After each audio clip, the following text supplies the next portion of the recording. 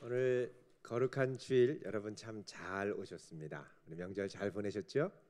예, 우리 자회 잠깐 인사하겠습니다. 오늘 참 잘 오셨습니다. 예, 오늘 참 잘 오셨습니다. 오늘 본문 말씀을 중심으로 해서 오늘 마가복음 24번째 더 큰 꿈, 더 담대한 시도, 더 큰 꿈, 더 담대한 시도라는 제목으로 함께 하나님 말씀을 나누도록 하겠습니다. 1950년대 미국의 항공 여객기 시장은 더글라스라고 하는 회사가 주름을 잡고 있었습니다. 그 당시에 항공기는 주로 프로펠러 엔진을 사용한 비행기였습니다. 프로펠러 엔진을 장착한 DC-3 여객기가 이 더글라스사의 대표적인 제품이었습니다. 반면 오늘날 세계 항공기 시장을 주름잡고 있는 회사는 보잉사죠. 그 당시에는 상당한 위기 가운데 있었습니다. 당시 보잉사는 주로 군용 폭격기를 전문으로 제작하는 회사였습니다. 네발 프로펠러 엔진을 갖고 2차 세계대전과 한국 전쟁을 주름잡던 이 보잉사의 대표적인 이 전투기가 폭격기가 B-29입니다. 또 북핵 위기 때마다 한반도 상공을 날면서 경고 메시지를 보내는 B-52 폭격기, 이게 아주 그 당시에 개발했던 최첨단 폭격기였습니다. 하지만 2차 세계대전이 끝나고 또 한국전쟁이 끝나고 나면서부터 보잉사의 시세는 급격히 기울고 있었습니다. 당시 보잉사 매출의 80%가 미 공군의 발주로 인해서 일어났는데, 전쟁이 끝나자 보잉사는 무려 5만 1,000명이나 됐던 직원을 7,500명으로 감축하기에 이르렀습니다. 그 당시 보잉은 상업용 항공기 시장에는 아주 젬병이었습니다. 몇 번 상업용 항공기를 만들려고 시도했다가 실패하고 또 시장에 뛰어들었다가 아주 처절하게 패배했던 경험이 있었습니다. 상당히 위축될 만도 했었는데, 그러나 이 보잉사에는 위축되지 않는 도전정신과 이 불굴의 의지가 있었습니다. 이건 어디서 왔느냐? 군용기를 제작할 때에 가졌던 경험입니다. 보통 전쟁이 일어나면 미 공군에서는 기존의 항공기의 성능을 뛰어넘는, 한계를 뛰어넘는 항공기를 발주하게 마련입니다. 그래서 이런 요구를 이 보잉사에 하면 이 보잉사에서는 모든 회사의 전문 인력들과 연구진들이 총동원돼서 그 비행기의 한계를 뛰어넘는, 그래서 사실은 B-52 폭격기도 그 한계를 뛰어넘는 그 당시에는 최첨단 제트 엔진을 사용한 폭격기였습니다. 자, 보잉사는 이 프로펠러 여객기 시장에 뛰어들 만한 경험이 없었고 또 상업용으로 제조해서 잘 포장할 수 있는 능력도 없었습니다. 자, 그때 이들이 도전했던 게 뭐냐? 제트 엔진을 이용한 제트 여객기 시장이었습니다. 그 당시 제트 여객기 시장은 사실 전무했었습니다. 대부분의 여객기라고 그러면 프로펠러 엔진을 장착한 이 더글라스 여객기였습니다. 여러분 생각해 보십시오. 비행기라고는 폭격기밖에 만들어 보지 못했고 또 계속해서 도전했던 상용 항공기 시장에서는 늘 실패했고 매출은 곤두박질치고, 이런 상황에서 어떻게 남들이 가지 않았던 전혀 새로운 길을 도전하면서 개척해 볼 수 있겠습니까? 자, 놀라운 것은 이런 상황에서 이 보잉이 더 큰 꿈을 향해 담대하게 도전했다는 사실입니다. 그 당시에 존재하지 않았던 제트 여객기 시장을 처음으로 개척한 겁니다. 이 여객기 프로젝트명을 보잉 707이라고 명명을 하고 그동안 축적했던 모든 회사의 역량을 전사적으로 총동원했습니다. 보잉사의 이런 담대한 도전으로 마침내 세계 최초로 제트 여객기 시대가 시작이 됐고, 그래도 괜찮은 반응으로 이 보잉사는 기사회생하기 시작했습니다. 자, 이걸 바탕으로 보잉이 그 다음에 도전했던 항공기가 B-727기였습니다. 727은 고객사의 요구를 그대로 대폭 반영한 아주 혁신적인 제품이었습니다. 어떤 면에서 혁신이었느냐? 먼저는 이착륙을 위한 활주로의 길이를 제트 추진력으로 혁신적으로 향상시켜서 단축시켰습니다. 프로펠러 비행기는 엥 하면서 이제 천천히 올라가잖아요. 제트는 한번 확 밀면 쫙 올라갑니다. 그래서 활주로 길이가 단축이 된 겁니다. 거기에다가 사람을 태울 수 있는 객실수도 획기적으로 늘렸습니다. 처음으로 항공기 사상으로는 오른쪽으로 3줄, 왼쪽으로 3, 그래서 6개의 좌석을 배치한 항공기가 됐죠. 거기에다가 제트 엔진을 향상시켜서 성능을 향상시켜서 뉴욕에서 마이애미까지의 거리를 논스톱으로 날 수 있는 최초의 여객기가 됐습니다. 자, 이런 성과를 바탕으로 727은 날개도 친 듯 팔려갔고, 자, 이것을 바탕으로 해서 보잉은 최후의 일격을 준비한 아주 대프로젝트에 착수했습니다. 그게 바로 1965년부터 시작됐던 보잉 747기의 개발이었습니다. 자, 747기를 개발하자 더글라스사는 더 이상 맥을 못 추고 머뭇머뭇하면서 쇠락을 거듭하다가 결국 1997년 보잉의 인수되기에 이릅니다. 보잉이 한참 제트 여객기를 만들 때 이 더글라스사는 그래도 프로펠러가 제일 안정적이고 좋다라는 신념을 갖고 제트 여객기 시장에 진출하는 것을 머뭇머뭇했던 것입니다. 여러분, 우리가 나름대로 잘 해왔다고 생각했던 것들이 타격을 받을 때가 있습니다. 내가 생각할 때는 괜찮았고 내가 생각할 때는 좋았고, 근데 어느 순간 확 꺾일 때가 있죠. 나는 나름대로 최선을 다한다고 하는데 다른 사람들이 별로 인정해주지 않습니다. 호응이 없습니다. 때로는 너무 탁월하게 잘하는 것 같은데 주변에서 기분 나쁘다고 인정해주지 않고, 특별히 우리나라 사회 같은 경우는 누가 조금이라도 튀거나 잘하면 그거를 못마땅하게 여겨서 그냥 깎아내릴 때가 많이 있죠. 자, 이렇게 해서 한번 우리가 타격을 입으면 좀처럼 일어난다라는 게 쉽지가 않습니다. 오늘 본문에 나오는 예수님도 이것과 비슷한 상황을 경험합니다. 예수님 사역 정말 놀라웠습니다. 많은 기적이 일어나고 귀신이 쫓겨나고, 심지어는 회당장 야이로의 딸이 죽음에서 살아나기까지 했습니다. 그리고 얼마나 놀라운 기적입니까? 자, 이런 놀라운 기적을 바탕으로 예수님이 고향에 가셔서 하늘의 지혜와 능력으로 사역을 하는데 마을 사람들이 완전히 냉랭한 거예요. 인정해 주질 않아요. 심지어는 이 예수님 내가 어렸을 때부터 봤는데 좀 이상하다. 귀신의 힘이 아니고는 이렇게 못한다. 바알세부를 힘입는 것 같다라는 이상한 편견이 생기기 시작하더니 마을 사람들이 완전히 다 냉담하게 돌아섰습니다. 여러분, 지금 예수님 혼자 가신 게 아니라 제자들 데리고 가셨습니다. 제자들이 그걸 보고 어떻게 생각했을까를 생각하면 아마 얼굴이 화끈거렸을지도 모르겠습니다. 여러분, 이 사람이 내가 잘 모르던 사람에 대해서는 참 좋은 관심을 갖고 호감을 갖고 따라가는데, 이 사람 고향에 갔는데 주변의 어른들이 야, 어쩌자고 너는 이런 애를 사귀었냐, 이렇게 얘기를 하면 충격을 받죠. 네가 알던 그냥 겉모습만 보고 좋다고 따라가지 마라. 미쳤어. 얘 미쳤어. 귀신 들려서 이러는 거야. 뭐 이러면 막 식은땀이 쫙 나죠. 여러분, 예수님이 제자들 데리고선 나름대로 갔는데 이 마을 사람들이 이렇게 반응을 하면 얼마나 놀라시겠습니까? 그래서 오늘 말씀 전에 바로 6절에 뭐라고 예수님이 반응하냐면, 그들이 믿지 않음을 어떻게 여기셨습니까? 이상히 여기셨더라. 여러분, 여기 이상하다라는 건 이상하네 이 정도가 아니라 타우마소라고 하는 이 헬라어는 영어 성경에 amaze, 아니면 여러분 원더우먼 할 때 원더, 이렇게 번역이 되어 있습니다.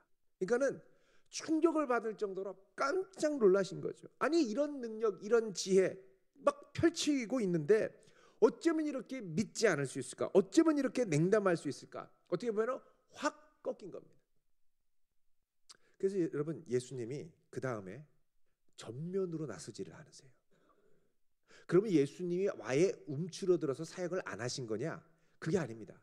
여러분, 이런 상황에서 예수님은 어떻게 하시냐면 더 큰 꿈과 더 큰 담대한 시도를 시작하십니다. 그건 뭐냐? 바로 예수님이 다니시던 것을 멈추고 이제는 그의 제자들을 파송하시는 거였습니다. 자, 예수님의 사역을 보면, 여태까지의 이제 사역을 보면 마가복음 이제 1장부터, 여러분 마가복음 1장을 가시면요, 1절부터 13절까지는 예수님이 사역을 준비하는 과정을 그리고 있습니다. 그리고 이제 14절부터 3장 13절까지를 보면 예수님이 주로 홀로 갈릴리 지역에서 사역을 하시는 장면이 나옵니다. 물론 제자들도 부르시고 사람들도 부르시긴 하지만 사역의 주도적인 역할은 예수님이 하셨죠. 자, 그러다가 사역 2기로 넘어가는데 사역 2기가 3장 13절부터 시작이 됩니다.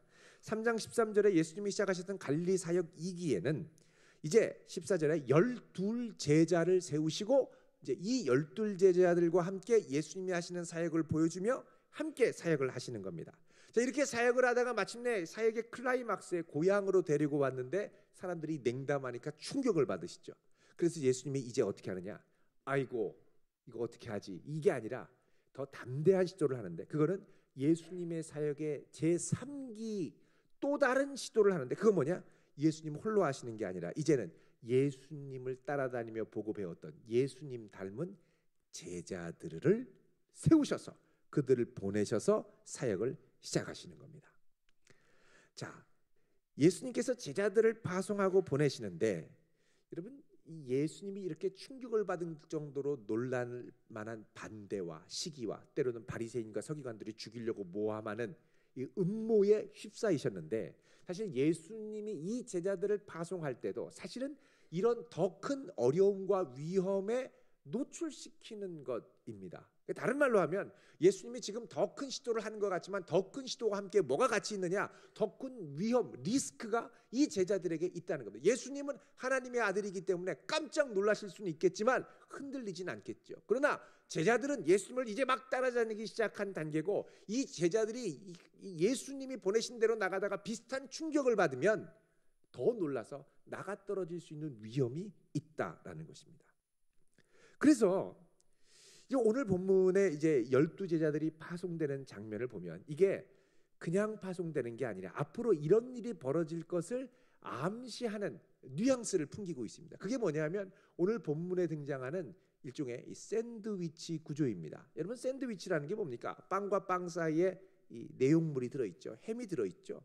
그런 것처럼 제자들이 파송하는 그 사이에 내용물이 들어있는데, 그게 뭐냐면 세례 요한이 잡혀서 죽는 것입니다. 자, 여러분 3장 13절, 우리 6장 7절부터 13절까지 보면은 이제 12제자들이 다니면서 복음을 전하고 병자를 고치고 귀신을 쫓아내죠. 그런데 14절부터 뭐가 드러나냐? 세례 요한이 이야기가 등장이 됩니다. 그래서 세례 요한이 여기서 잡혀서 죽고, 29절에 가면 요한의 제자들이 듣고 와서 시체를 가져다가 장사했더라. 그러니까 세례 요한의 시체를 제자들이 묻었다. 이걸로 끝나는 거죠. 그러니까 세례 요한이 죽임을 당한 겁니다. 자, 그리고 나서 이제 30절 다시 사도들이 나갔다가 돌아오는 얘기로 돌아오는데, 사도들이 예수께 모여 자기들의 행한 것과 가르친 것을 낱낱이 고했다라고 얘기를 하죠. 그러니까 지금 예수님의 사역은 엄청난 위험에 제자들을 노출시키는 사역이라고 볼 수도 있다라는 겁니다. 자, 그러면 예수님께서 이제부터 본격적으로 이 제자들에게 노출된 위험, 천만한 사역, 여러분 나중에 이제 사도행전에 보면 이 제자들이 어떤 핍박과 어려움을 겪는지는 본격적으로 이제 등장을 하게 되죠. 자, 어떤 어려움 가운데 처할까? 물론 염려가 됩니다만 예수님께서는 이제 이걸 위해서 이 제자들을 그냥 보내지 않고 구체적인 지침을 주시는데, 몇 가지 지침이 있습니다. 그 첫 번째가 뭐냐 하면 혼자 보내지 않고 둘씩 보낸다는 겁니다. 자, 7절에 보시면요. 6장 7절에 12제자를 부르사 둘씩 보내시며, 그렇죠. 자, 혼자 가는 것보다 둘이 가는 게 훨씬 안전합니다. 그런데 영향력에 있어서도 이제 혼자 가는 것보다 둘씩 가면은 이제 6명이 예수님 혼자의 몫을 6배로 늘려서 하니까 영향력도 훨씬 커지게 되겠죠. 자, 그런데 둘씩 보내는 건 안전을 물론 안전을 위한 것도 있지만 그것만을 위한 것이 다가 아닙니다. 둘이라는 것은 구약 성경의 공식적인 대리인의 숫자이고 법적인 합법성, 진실됨을 드러내는 숫자입니다. 여러분 신명기 19장 15절에 보면 이런 말씀이 있습니다. 우리 잠깐 한번 보겠습니다. 구약 성경 신명기 19장 15절 291쪽입니다. 291쪽.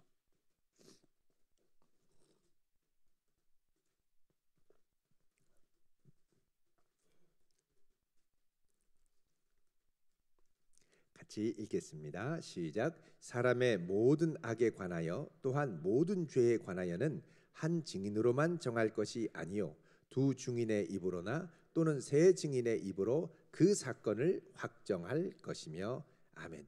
자, 다른 사람의 유죄 무죄 유무를 결정하는데 혼자 하는 게 아니라 증인은 적어도 두 증인이나 세 증인이 되어야 합법성, 적합성을 갖는다는 겁니다. 그러니까 두 제자가 나가서 예수님, 하나님 나라에 대해서 증언을 한다라는 건 둘 이상의 증언이기 때문에 그 증언의 적법성을 이야기하는 것이고, 이거는 길게 볼 때 나중에 이들이 복음을 거부하고 최후의 심판 앞에 섰을 때 하나님이 정죄하실 수 있는 적법한 요건이 된다라는 것입니다. 자, 그 다음에 두 번째로 예수님께서 이 제자들을 보내시면서 이제 복음을 전하게 하실 때 증언의 적법성만을 확보하는 게 아니라 능력으로도 드러나게 하셨습니다. 자, 그래서 오늘 말씀 7절 중반에 보면, 마가복음 6장 7절 중반에 더러운 귀신을 제어하는 권능을 주시고, 이렇게 말씀합니다. 더러운 귀신을 제어하는 권능을 주시고. 여러분, 이 권능은 여기서 우리가 흔히 생각하는 파워가 아닙니다. 영어 성경에 이 권능은 authority라고 번역이 되어 있습니다. authority 하면 권위죠. 권위. 헬라어로 엑수시아입니다. 엑수시아는 출처를 나타내는, 영어로 from, ek로 이제 시작이 되고, 그리고 우시아는 being, 존재라는 뜻입니다. 그러니까 권능은 어디서 오는 거냐? 존재로부터 흘러나오는 것이죠. 그러니까 예수님의 존재로부터, 하나님의 아들됨의 존재로부터 하나님의 권위가 흘러나와 귀신이 그 앞에 꼼짝 못하고 벌벌벌 떨고 쫓겨나가는 것이죠. 자, 그런데 예수님께서 이 제자들을 부르셔서 예수님의 권위를 주셨습니다. 이 권위를 주시기 위해서 예수님께서는 제자를 부르셨는데, 마가복음 3장 14절에 보면 예수님께서 12제자를 부르실 때 그 목적을 얘기하시면서 뭐라고 그러냐면, 처음에 자기와 함께 있게 하시고, 이렇게 얘기를 합니다. 자기와 함께 있게 하신다라는 건 뭐냐? 물론 예수님과의 친밀한 교제를 나누기 위함도 되지만, 동시에 예수님과 함께 있음으로, 예수님과 동행함으로 예수님과 같은 권위를 제자들이 갖추도록 하기 위한 것이라는 겁니다. 그러니까 주님과 동행하고 주님이 나와 함께 할 때 그 권위가 흘러나오는 것이죠. 여러분, 요한복음 1서 4장 4절에 보면 이렇게 말씀을 합니다. 우리 한번 보겠습니다. 신약 성경으로 가셔서 요한 1서 4장 4절, 390쪽입니다. 신약성경 390쪽. 같이 읽겠습니다. 시작. 자녀들아, 너희는 하나님께 속하였고 또 저희를 이기었나니 이는 너희 안에 계신 이가 세상에 있는 이보다 크심이라. 아멘. 자, 여기 보면 너희는 하나님께 속하였고 또 저희, 세상을 이기었나니 이는 너희 안에 계신 분이 세상에 있는 이 세상의 공중권세 잡은 자보다 크기 때문이라. 그러죠. 그러니까 성도의 권위와 이 세상을 이기는 힘은 어디서 오느냐? 우리 안에 계신 주님으로 인하여 오는 겁니다. 그러니까 내가 주님과 함께 있고 주님이 내 안에 계실 때 함께 계신 그분의 권위가 나에게서 흘러나온다는 겁니다. 그래서 우리가 주님과 함께, 주님이 우리와 함께 갈 때 성도의 권세는 주님의 권세가 되고, 주님의 권세는 성도의 권세가 되고, 성도의 권세는 마귀를 싸워 이기는 힘이 되죠. 여러분, 어릴 때 주일학교에서 불렀던 찬양 중에 예수님 권세, 예수님 권세, 예수님 권세, 누구 권세? 내 권세. 어릴 때 많이 다니셨네요. 왜 요즘 이 찬양을 안 부를까요? 우리가 불러야 되겠네요. 예수님 권세가 내 권세가 되는 이 역사를 제자들에게 경험하게 하신다는 거죠. 그러니까 예수님의 권세를 갖고 나간다는 건 이제 예수님이 하신 사역의 권위를 그대로 갖고 나가서 하신다는 거고, 예수님의 사역의 권세를 갖고 나가서 사역한다는 건 이제 제자들이 예수님 못지않은 박해와 냉대와 멸시 앞에 직면한다라는 것을 의미합니다. 자, 그러면 이 반대와 멸시 앞에, 물론 예수님이 가시면서 사탄의 왕국이 무너지고 하나님 나라를 세워가기는 합니다만, 이 어려움 가운데 제자들은 어떻게 처신을 해야 될까요? 그것을 이제 말씀하는 것이 바로 8절 10절입니다. 오늘 마가복음 6장 8절 10절 우리 같이 읽겠습니다. 시작. 명하시되 여행을 위하여 지팡이 외에는 양식이나 배낭이나 전대의 돈이나 아무것도 가지지 말며 신만 신고 두 벌 옷도 입지 말라 하시고, 또 이르시되 어디서든지 누구의 집에 들어가거든 그곳을 떠나기까지 거기 유하라. 아멘. 자, 예수님이 요구하시는 것이 무엇입니까? 거대한 반대와 멸시와 냉대 앞에 제자들에게 요구하시는 것이 무엇입니까? 여행을 위해서 지팡이 외에는 아무것도 가지지 말라는 겁니다.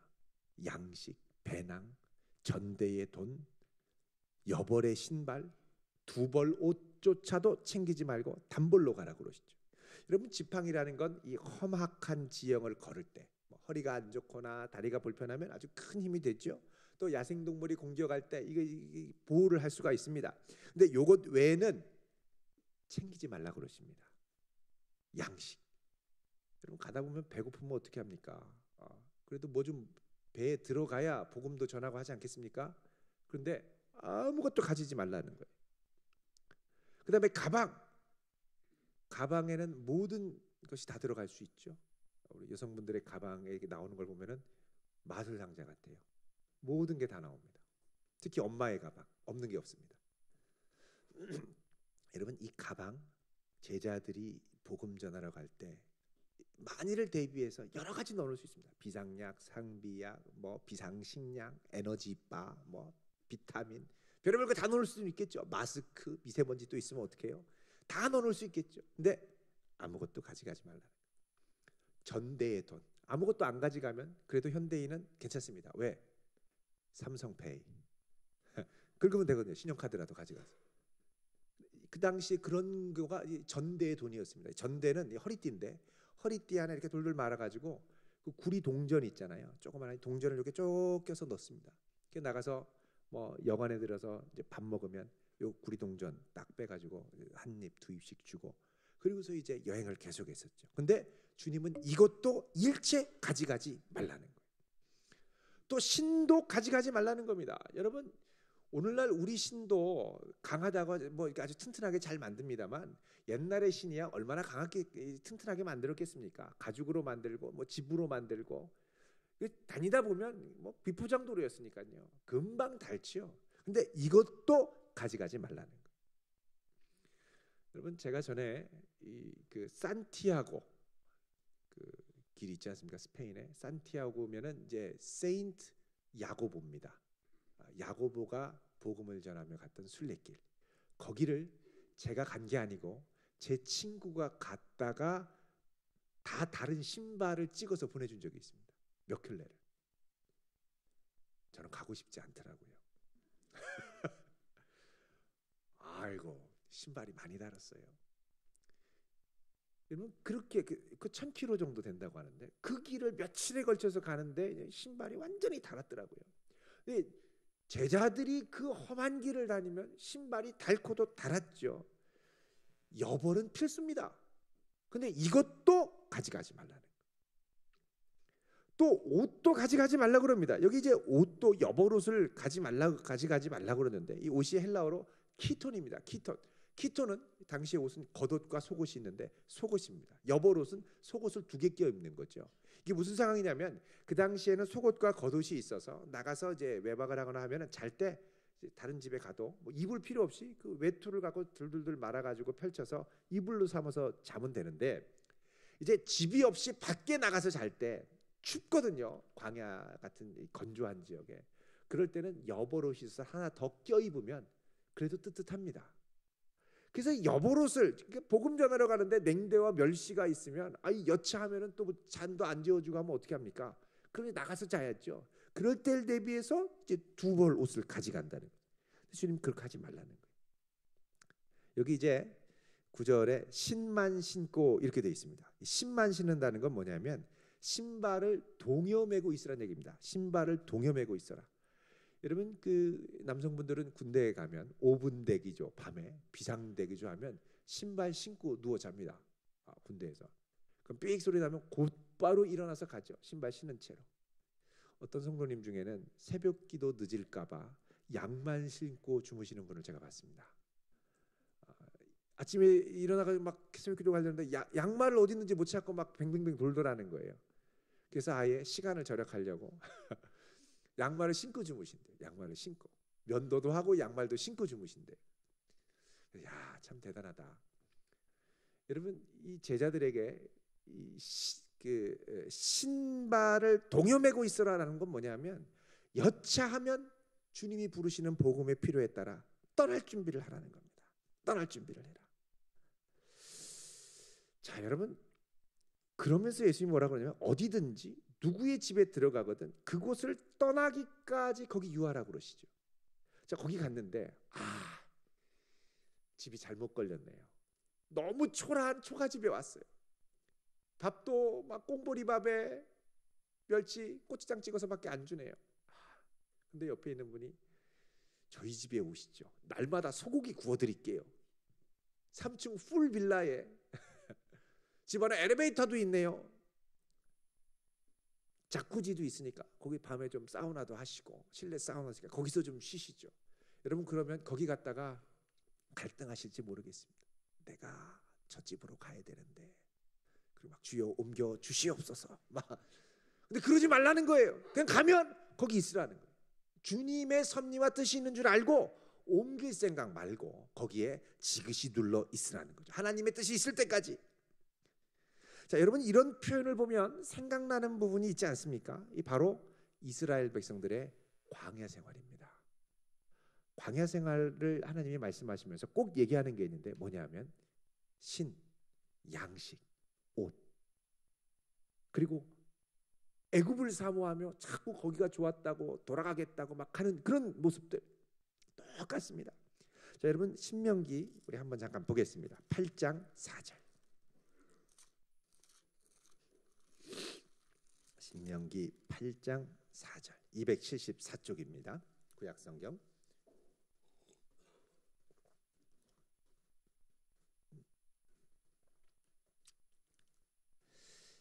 같이 읽겠습니다. 시작. 이 40년 동안에 내 의복이 헤어지지 아니하였고 내 발이 부르트지 아니하. 이 40년 동안 이스라엘 백성들이 광야를 가는데 의복이 헤어졌습니까? 안 헤어졌습니까? 헤어지지 않아요. 의복은 직사광선 받고 뭐 좀 이게 움직이다 보면 금방 헤어지거든요. 근데 헤어지지 않았어요. 여러 가지 이유가 있을 수 있겠죠. 추측해 볼 수 있는 것들은 있습니다. 예를 들어서 하나님께서 구름 기둥으로 낮에 직사광선으로부터 보호하셔서 옷이 덜 상할 수 있습니다. 어쨌든 간에 하나님의 특별한 은혜로 의복이 헤어지지 않았고, 그 다음 발이 부르트지 않았다. 신발이 헤어지지 않았다는 뜻입니다. 이거 자체가 기적이죠. 광야에 나갔는데 광야를 통과하려면 여벌 옷과 신발은 필수인데 그러지 않았다는 거예요. 필요 없었다는 거예요. 자, 또 보겠습니다. 29장 5절 6절. 신명기 29장 5절 6절 307쪽입니다. 신명기 29장 5절 6절 읽어보겠습니다. 시작. 주께서 40년 동안 너희를 광야에서 인도하게 하셨거니와 너희 몸에 옷이 낡아지지 아니하였고 너희 발에 신이 헤어지지 아니하였으며 너희에게 떡도 먹지 못하며 포도주나 독주를 마시지 못하게 하셨음은 주는 너희의 하나님 여호와이신 줄을 알게 하려 하심이니라. 아멘. 자, 40년 동안 하나님께서 이스라엘을 광야로 인도하셨는데 몸의 옷이 어떻게 됐습니까? 낡아지지 않았습니다. 낡아지지 않았습니다. 또 발의 신이 어떻게 됐습니까? 헤어지지 않았습니다. 그러면서 뭐라고 그러냐? 떡도 먹지 못하고 포도주나 독주를 마시지 못하게 하였다는 거예요. 왜 그랬을까요? 여러분, 이런 것들은 다 애굽에 있을 때 먹었던 음식들이죠. 이거 자꾸 사모하고 먹고 싶다 그러면 자꾸 애굽으로 돌아가려고 합니다. 지금 하나님께서 이들에게 예비하신, 광야에서 예비하신 특별한 음식이 있는데 바로 만나와 메추라기, 그리고 광야에서 나는 샘물이었죠. 이거 맛보게 하기 위해서 허락하지 않으셨다는 겁니다. 그러니까 생존의 조건이 결여된 광야에서 이스라엘 백성들은 하나님의 특별한 은혜 가운데 양식이 없어도 하늘 메추라기로 살 수 있고 하늘 만나로 살 수 있고 땅속에서 솟아나오는 샘물로 살 수 있고 배낭에 음식을 쟁여놓지 않아도 날마다 일용한 양식으로 살 수 있고 전대에 돈이 없어도 필요한 것이 넉넉하게 공급받을 수 있고 의복이 헤어지지 않고 신발이 닳아서 발이 부르트지 않을 수 있다는 걸 체험하게 하셨다는 거예요. 여러분, 지금 예수님이 제자들에게 이런 광야 생활의 지침과 같은 말씀을 하시는 것은 이제 제자들이 나아가는 복음 전파의 현장이 바로 이런 광야 같은 현장이라는 겁니다. 많은 박해와 위협이 있고 생존의 여건이 결여될 수 있는 너무 위험천만한 곳으로 나간다는 것이죠.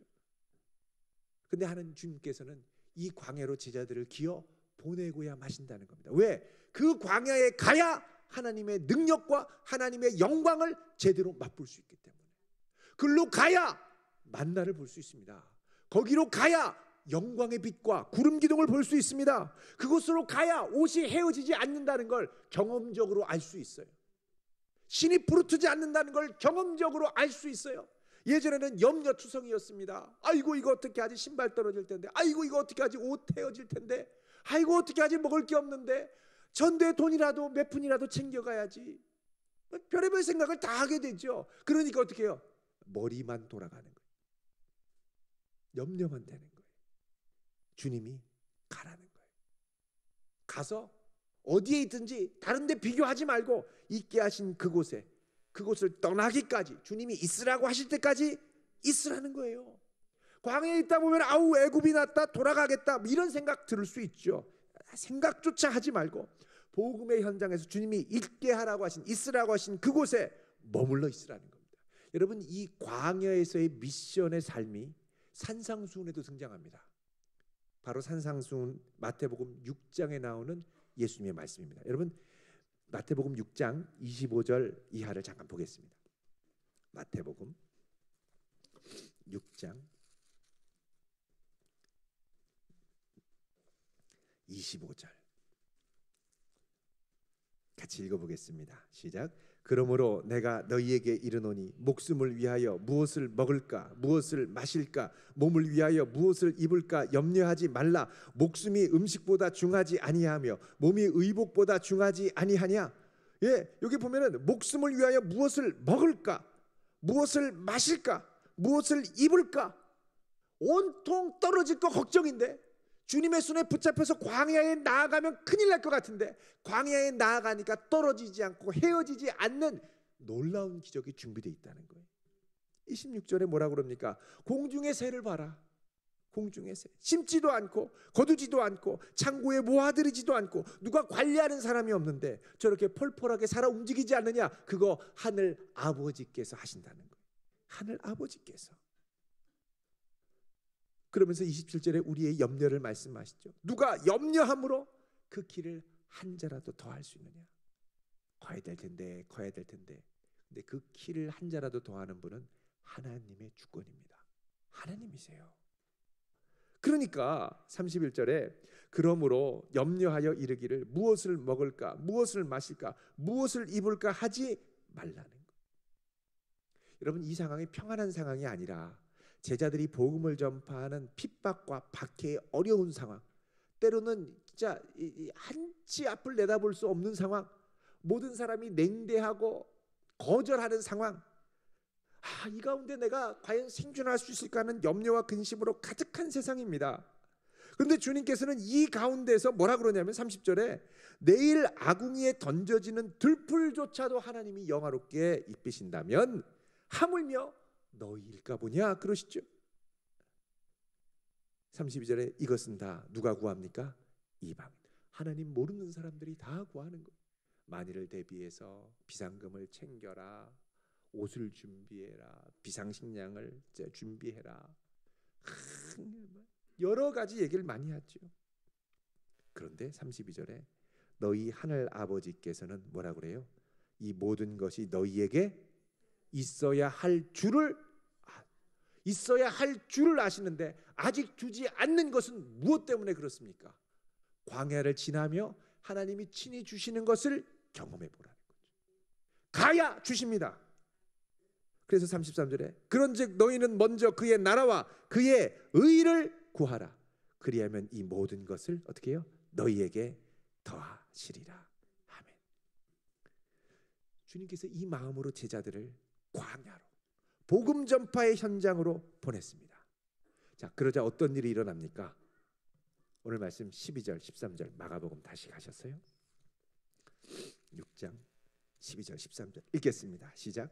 제자들이 나가서 회개하라 전파하고 많은 귀신을 쫓아내며 많은 병자에게 기름을 발라 고치더라. 아멘. 자, 제자들이 나가서 회개하고 전파하고 귀신을 쫓아내고 많은 병자에 기름을 발라 고치더라. 그러죠. 하나님의 역사가 나타나는 거예요.